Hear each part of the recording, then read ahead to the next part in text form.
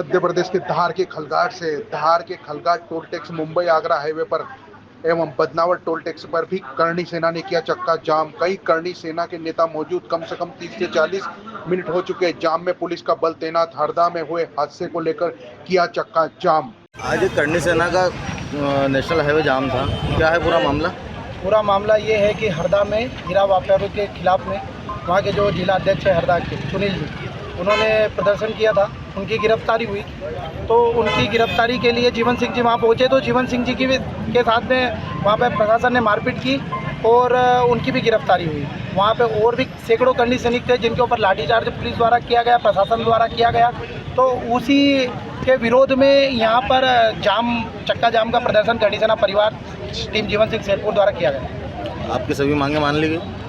हमारी मांग ये है कि जीवन सिंह जी को जल्द से जल्द रिहा किया जाए। यहाँ पर नेशनल हाईवे है, इसलिए प्रशासन द्वारा यहाँ पे कुछ एम्बुलेंस वगैरह वाहन जैसे कुछ समस्या हो रही थी, इसलिए हमने प्रशासन के साथ क्या शांतिपूर्ण रूप पर रहा है? हाँ, ये प्रदर्शन हमारा शांति रूप से ही था। हम प्रशासन के साथ में हमारा यही एक मांग है, जीवन सिंह जी के साथ में उनको रिहा किया जाए और जो भी वहाँ पे हीरा कंपनी द्वारा जो भी नकली हीरे का व्यापार किया जा रहा है उनके खिलाफ कार्रवाई की जाए।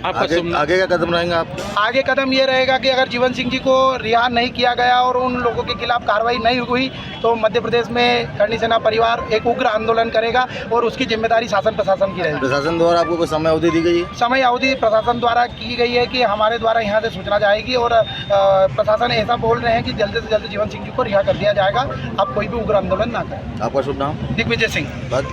हाईवे पे जाम था, क्या मामला था पूरा? ये देखिए, करणी सेना के राष्ट्रीय अध्यक्ष को कल हरदा में किसी मामले में जो गिरफ्तार किया गया था, उनके यहाँ पर जो मैटर चल रहा था, उसी को लेकर आज करणी सेना का एक आह्वान जो है अलग अलग हाईवे के लिए लगा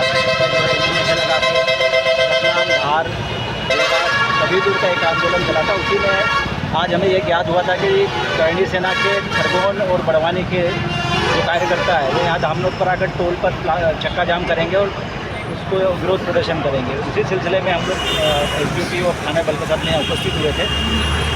इन लोगों का ये मांग थी कि जो उनको वहाँ पर गिरफ्तार किया गया, वो गलत तरीके से गिरफ्तार किया गया और उनके विरुद्ध झूठा मुकदमा और गलत मुकदमा दर्ज किया गया, वो वापस लिया जाए। सांकेतिक रूप से 5 मिनट तक इन लोगों ने चक्का जाम किया, 5 से 10 मिनट का। उसके बाद में इन्होंने अपने बात रख कर चक्का जाम समाप्त कर दिया। शांतिपूर्ण रहा सर? बिल्कुल शांतिपूर्ण रहा, रोड चालू है। Thank you sir.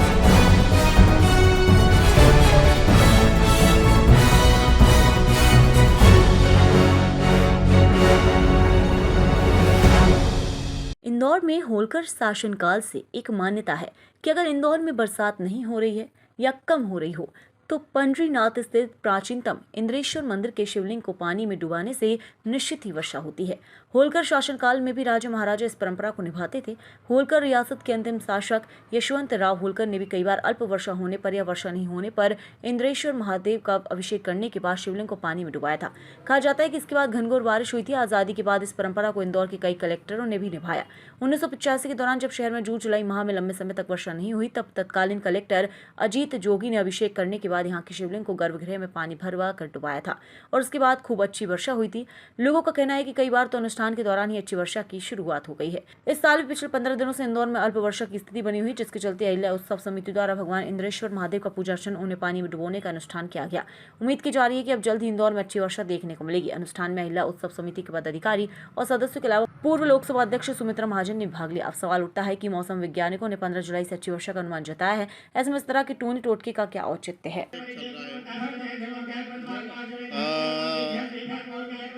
अच्छी एवं पर्याप्त वर्षा के लिए रुद्राभिषेक भगवान इंद्रेश्वर का किया जाता है और यह मान्यता है कि जब भी इंदौर शहर में या मालवा क्षेत्र में पर्याप्त और अच्छी वर्षा की नहीं होती है और इसी मनोकामना से यहाँ पर इंद्रेश्वर महादेव मंदिर में भगवान इंद्रेश्वर का रुद्राभिषेक किया जा रहा है।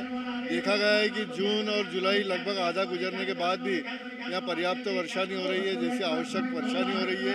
इसी को देखते हुए अहिल्या उत्सव समिति द्वारा यह रुद्राभिषेक किया जा रहा है। हमारी पूर्व लोकसभा अध्यक्ष और समिति अध्यक्ष श्रीमती सुमित्रा महाजन जी के नेतृत्व में, उनके मार्गदर्शन में यह अभिषेक जब जब इंदौर में अल्प वर्षा हुई है तब किया है। और यह अनुभव किया गया है कि जब भी यहाँ पर अभिषेक किया गया है तो अच्छी वर्षा भी हुई है। सुधीर देड़गिया, ILSO समिति उपाध्यक्ष।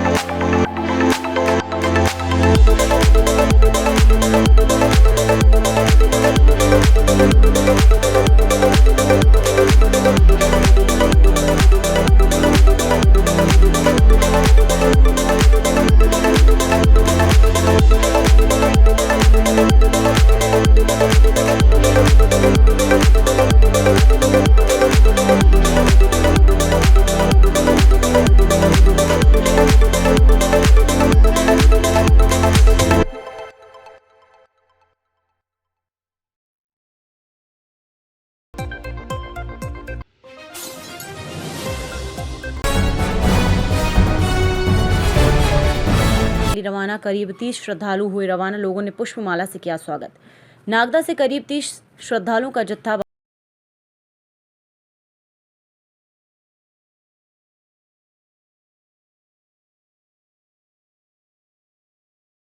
के प्लेटफॉर्म एवं सभी लोग एकत्रित हुए। बाबा अमरनाथ के जयकारों से पूरा प्लेटफॉर्म गूंज उठा। कई लोग यात्रा में सम्मिलित होने पहुंचे तो कई लोग अपनों को विदा करने पहुंचे थे और कई लोग स्वागत करने में भी पहुंचे थे। आज जो नागदा से अमरनाथ की ओर जत्था जा रहा है, कितने लोगों का जत्था प्रस्थान कर रहा है? करीब 25-30 लोगों का जत्था है यहाँ से। 25 लोगों का जत्था है। तो पहले आपका पड़ाव कहाँ रहेगा और किस तरह करेंगे? यहाँ से जम्मू उतरेंगे, जम्मू से बालटाल जाएंगे, बालटाल से हम पैदल यात्रा बाबा बर्फानी की। मौसम की बात करें तो मौसम तो वहाँ बहुत खतरनाक हो रहा है इस समय, बहुत और मौसम तो रहता है, चेंज होता रहता है मौसम। तो बाबा महाकाल वो बर्फानी करते रहेंगे सब दर्शन।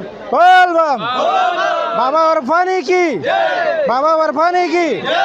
25 लोगों का जत्था जो है अमरनाथ की ओर प्रस्थान कर रहा है, इसको लेके आप भी वहाँ जा रहे हैं, तो क्या कहना चाहेंगे इसके बारे में? नागदा से ये त्रिशूल यात्रा के नाम से पहली यात्रा है और ऐसे लगभग 11 यात्रा हो चुकी है। हमारा जम्मू, यहाँ से सीधे निकलेंगे जम्मू में हमारा पड़ाव रहेगा। जम्मू से उसके बाद हम लोग निकलेंगे श्रीनगर, श्रीनगर से भी बालताल उतरेंगे। बालताल से दूसरे दिन हम लोग अमरनाथ गुफा के लिए चढ़ाई करेंगे और लगभग शाम को 4-5 बजे तक अमरनाथ के दर्शन करने के बाद उसका पहलगांव की तरफ हम लोग उतरेंगे। सभी कुशल यात्री, हम लोग का मेन उद्देश्य अच्छी बारिश हो, आतंकवाद खत्म हो, इस मकसद को लेकर हम लोग एक अच्छी यात्रा को संपन्न करने जा रहे हैं कि देश में खुशहाली हो, भारत संपन्न हो और अमरनाथ बाबा की बोल, अमरनाथ बाबा की जय। अपन बात करें नगर की, तो नगर में क्या होना चाहिए इसके लिए बाबा अमरनाथ की? नगर में एक अच्छा माहौल होना चाहिए, अच्छा वातावरण होना चाहिए, बिल्कुल जो किसी प्रकार का सांप्रदायिक बर्दाश्त नहीं होना चाहिए, लव जात बिल्कुल बर्दाश्त नहीं होना चाहिए। इस प्रकार सख्त कार्रवाई करेगा संगठन के माध्यम से। जत्थे में जो सम्मिलित होकर जा रहे हैं, कैसा लग, क्या महसूस कर रहे हैं? मेरे को बाबा महाकाल की कृपा बहुत अच्छी बनी रही है और पिछले साल से मैं इस चीज़ के लिए बहुत उत्सुकता हो रही थी और आपके बाबा अमरनाथ जी हमें बुलाया। मेरे को अंदर से बहुत भावुक हो रहा हूँ कि बाबा अमरनाथ ने मुझ जैसे को वहाँ पर बुलाया है। बहुत अच्छा लग रहा है। बाबा अमरनाथ की जय। आज कौन सी यात्रा, पहली बार जा रहे हैं? मतलब मैं सर पहली बार ही जा रहा हूँ अमरनाथ। अच्छा, पहली बार ही।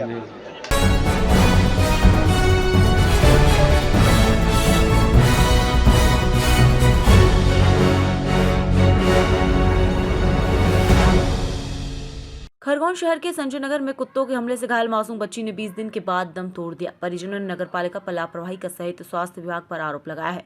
खरगोन कोतवाली थाना क्षेत्र के संजय नगर में 23 जून को आवारा कुत्तों के झुंड ने करीब 1 दर्जन लोगों पर हमला किया था। उसी हमले में घायल हुई 4 वर्षीय आर्या मंसूरी की बीती रात इलाज के दौरान मौत हो गई। बच्ची को तबीयत बिगड़ने पर जिला अस्पताल से इंदौर रेफर किया गया था, जहां उपचार के दौरान उसकी मौत हो गई। परिजनों ने नगर पालिका और स्वास्थ्य विभाग पर गंभीर लापरवाही का आरोप लगाया है। परिजनों का कहना है कि कुत्तों के हमले के बाद से बच्ची की तबीयत में लगातार गिरावट आ रही थी, लेकिन उसे समय पर उचित उपचार नहीं मिल सका। उनका आरोप है कि प्रशासन ने ना तो इलाके में कुत्तों को पकड़ने के प्रयास किए और ना ही बच्ची के इलाज को लेकर गंभीरता दिखाई।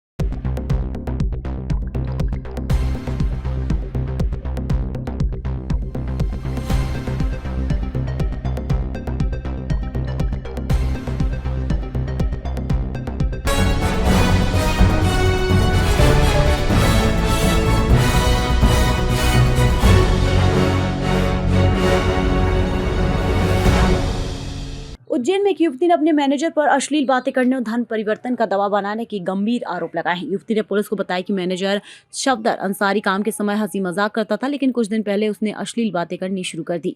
युवती ने पुलिस को बताया कि सफदर ने उससे उसके सीने का साइज पूछा और कहा कि एक रात उसके साथ बिता लो, धर्म परिवर्तन कर लो। युवती ने जब मना किया तो सफदर ने उसे धमकी दी कि अगर उसने किसी को बताया तो उसके घर वालों के साथ बुरा होगा। हिंदुवादी संगठन के कार्यकर्ताओं को जब इस बात की खबर मिली तो उन्होंने सफदर को पकड़ लिया। पुलिस ने मौके पर पहुंचकर सफदर को छुड़ाया और युवती की शिकायत पर मामला दर्ज कर लिया है। नीलगंगा थाने में आरोपी सफदर अंसारी के खिलाफ मध्य प्रदेश धार्मिक स्वतंत्रता अधिनियम की धारा 3 और 5 के साथ अन्य धाराओं में मामला दर्ज किया गया है। पुलिस मामले की जांच कर रही है और आरोपी के खिलाफ कार्यवाही करने की बात कह रही है। क्या करा आपके साथ, क्या बोल रहे थे? फालतू की बातें, मतलब कैसी बात है? और आपका साइज क्या है कपड़ों का, मतलब जो भी अश्लीलता और कर रहे थे आपके साथ में? अपने हाथ तो नहीं लगाया, मतलब बाकी बात करना हो। मेरी बहन एक दिन लंच देना है, इस बार तुम्हारी बहन बड़ी मस्त है। मैंने आपके लिए क्या तो बोले तुम्हारी बहन ब्यूटीफुल है। मैंने आप क्यों बोल रहा हूँ, मैंने ऐसे ही बोल दिया। और मेरे फ्रेंड्स वगैरह तो उनके बारे में पूछते तुम्हारा दोस्त है, बॉयफ्रेंड है, क्या है। मैंने आपको क्या लेना ज़रूरी इस सब चीज़ों से। बोले कभी मैं जल्दी ऑफिस में, अभी तो मतलब इस तरीके से बोल रहे। मैंने सर जॉब छोड़नी मेरे को तो नहीं ठीक लग रहा आपके ऐसे व्यवहार के कारण। तो बोले कि जॉब तो आपको छोड़ने नहीं देंगे, इसलिए तो काम सिखाया नहीं हमने, तो मैंने एग्रीमेंट तो साइन हुआ नहीं है। तो कहते कि टाइम पास के लिए थोड़ी ना ज्वाइन किया। बोले ऐसे तो मैं मेरे कारण भी नहीं छोड़ने दूंगा। और क्या वो सैलरी बढ़ाने की बात की ना? हाँ बोल रहे थे मैं आपको एक ऑफर देता हूँ। मैंने कौन सा ऑफर? तो बोले कि ना अगर आप मेरे से अच्छी बना के रखोगे तो मैं 6 महीने में आपकी 10,000 तक सैलरी कर दूंगा। मैंने क्यों? तो बोले अच्छी बना के रखोगे तो बोले हाँ। तो मैंने बोला मैंने काई के लिए बोले अगर तुमको वो भी कम लगेगी तो 1-2 हज़ार मैं मेरी जेब से भी दे दूंगा। मैंने बोला सर मेरे को अगर मेरे काम से अगर 8 महीने में मेरी सैलरी बढ़ रही मुझे कोई दिक्कत नहीं है, इससे तो मेरे को नहीं बढ़ाना। क्या नाम था उस व्यक्ति का? लड़के का नाम क्या दोनों का? सफदर। दूसरे का? ये इनकी बात है, तो साथ में वो साथ में सपोर्ट देके बात कर रहे थे। सपोर्ट देके बात। वो बोलते थे कि जो लड़का उसका नाम क्या? सफदर। बोल रहे थे कि सफदर। तो बोल रहे थे कि बाकी सरनेम ध्यान नहीं मुझे। पूरा एड्रेस बता दे कहाँ काम करते हो? 3 बत्ती चौराहे सनशाइन टावर ICICI बैंक के सामने रियलमी का ऑफिस। ठीक है। और मतलब फिर मेरे को बोलने लग गए थे कि जैसे मैं यहाँ पे तुमको कोई छेड़खानी भी कर दूंगा, चिल्ला में दूंगा, तो बाकी सब लोगों को तो मैं गलत, मतलब तुम ही गलत लगोगे, मैं नहीं लगूंगा। ठीक है। आज शाम के समय एक युवती यहाँ रिपोर्ट करने आई थी कि वो 3 बत्ती स्थित एक मोबाइल सर्विसिंग इसके एक शोरूम पे काम करती है और उसने बताया था कि 1.5 महीने से ही वो शोरूम पे काम कर रही है और जब से वो काम कर रही थी उस शोरूम का मैनेजर जो है, तो वो लगातार उसके साथ पहले हंसी मजाक करता रहा और फिर उसके द्वारा छेड़छाड़ की जाती रही। तो अभी उस युवती ने बताया उसकी रिपोर्ट में कि ऐसे अभद्र भाषा, असम्मानजनक भाषा जो किसी भी युवती के लिए अप्रिय हो सकती, उस तरीके से वो छेड़छाड़ करने लगा था, जिससे क्षुब्ध होकर आज उसके द्वारा यहाँ थाने में आके रिपोर्ट कराई गई है। सर, किन धाराओं में मामला दर्ज किया गया है? धारा 75(2) और 79, 351(3) BNS में और मध्य प्रदेश धार्मिक स्वतंत्रता अधिनियम की धारा 3(5) के अंतर्गत किया गया। इसमें ये भी आरोप लगाया था कि वो उक्त जो युवक है, मैनेजर है जो उस कंपनी का, उनके शोरूम का, वो उसको क्या कहते हैं, धर्म परिवर्तन के लिए भी प्रेरित करता था। इसके लिए इसमें इस धारा का समावेश किया गया है।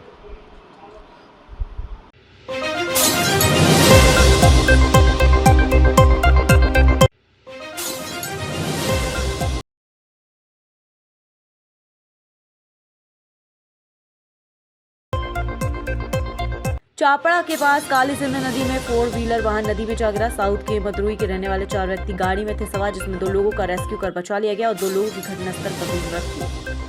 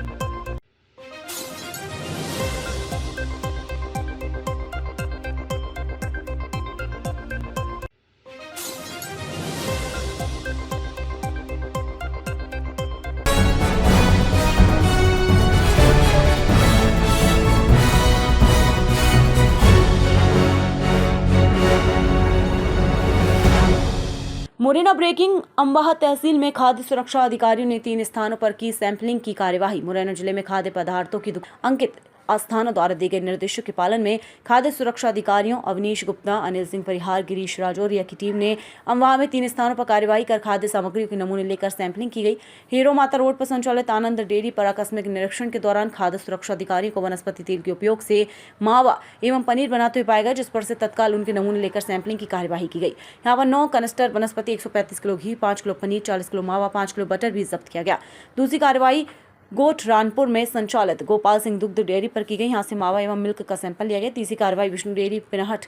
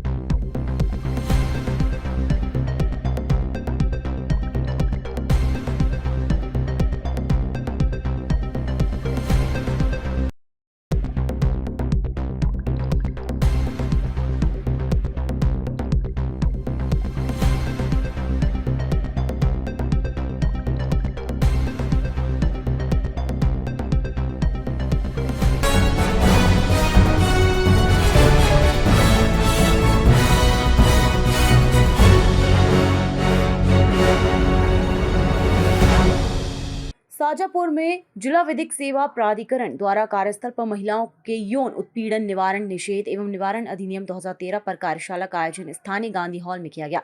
कार्यशाला में प्रधान जिला न्यायाधीश एवं अध्यक्ष आनंद कुमार तिवारी ने सर्वोच्च न्यायालय द्वारा मई 2024 में पारित आदेश के अनुक्रम में जारी किए गए नवीन दिशा निर्देशों की जानकारी दी गई।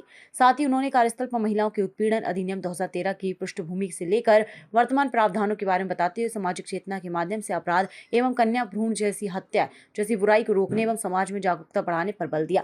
वहीं महिलाओं की झूठी शिकायत पाए जाने पर महिलाओं के विरुद्ध भी दंड के प्रावधान भी किए गए हैं। कार्यशाला को कलेक्टर रिजू वाफना, एसपी यशपाल राजपूतवार ने न्यायाधीशों ने भी संबोधित किया। जिला विधिक सेवा प्राधिकरण की ओर से कार्यशाला का आयोजन किया था। ये कार्यशाला जो है कार्यस्थल पर महिलाओं के यौन उत्पीड़न को संबंध में थी और हमने महिलाओं को, पुरुषों को, सबको इस संबंध में जागरूक किया है और इस अधिनियम के बारे में विस्तृत रूप से चर्चा हुई है। कर्मस्थल ही सुरक्षित नहीं होगा तो महिलाएं कहां अपनी समस्या रखेंगी।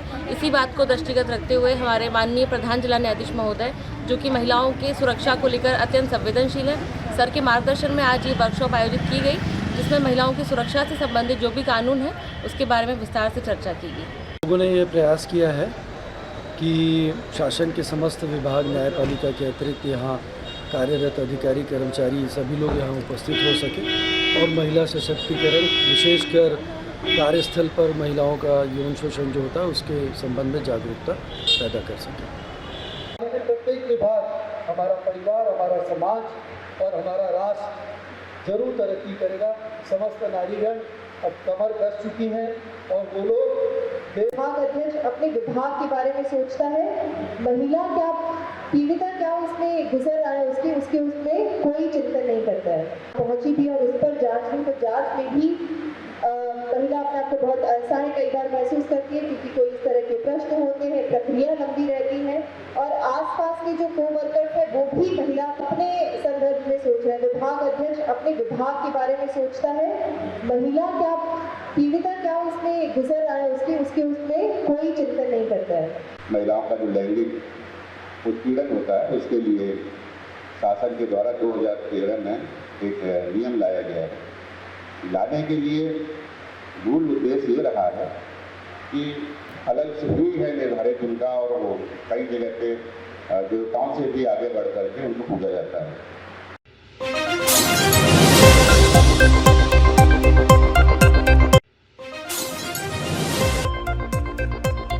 सोनभद्र पैसे की बारिश कराने का लालच देकर आदिवासी लड़कियों को फंसाने वाले गिरोह का खुलासा। गिरोह 18 से 28 वर्ष की लड़कियों को धनलक्ष्मी बना पैसे की बारिश का दे रहा था लालच।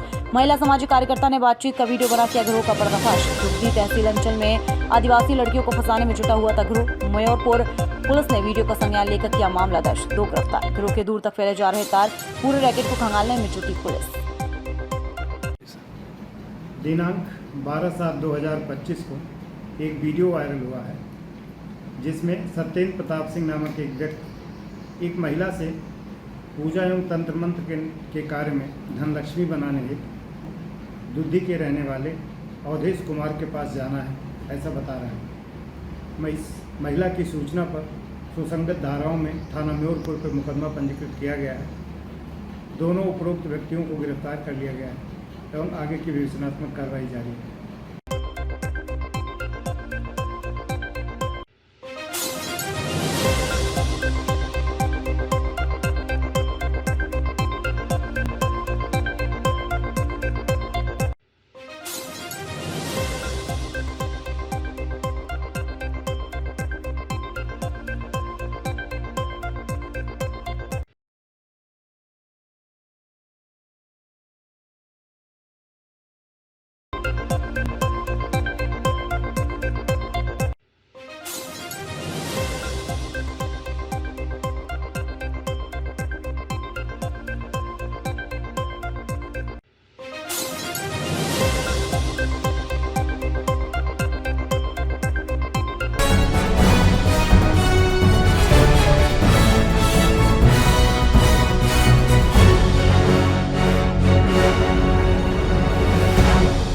मध्य प्रदेश के भिंड जिले के कलेक्टर संजीव श्रीवास्तव स्कूली छात्र को जड़ रहे हैं तमाचे। वीडियो सोशल मीडिया पर जमकर हो रहा वायरल।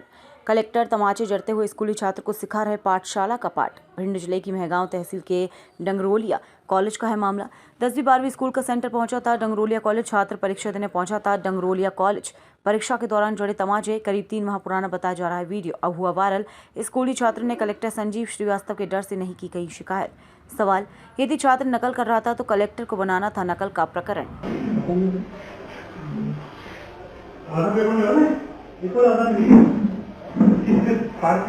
नहीं तो मेरा भी फटा तेरा पेपर कहाँ है तेरा पेपर कहाँ है पेपर कहाँ है हवा में लिखा था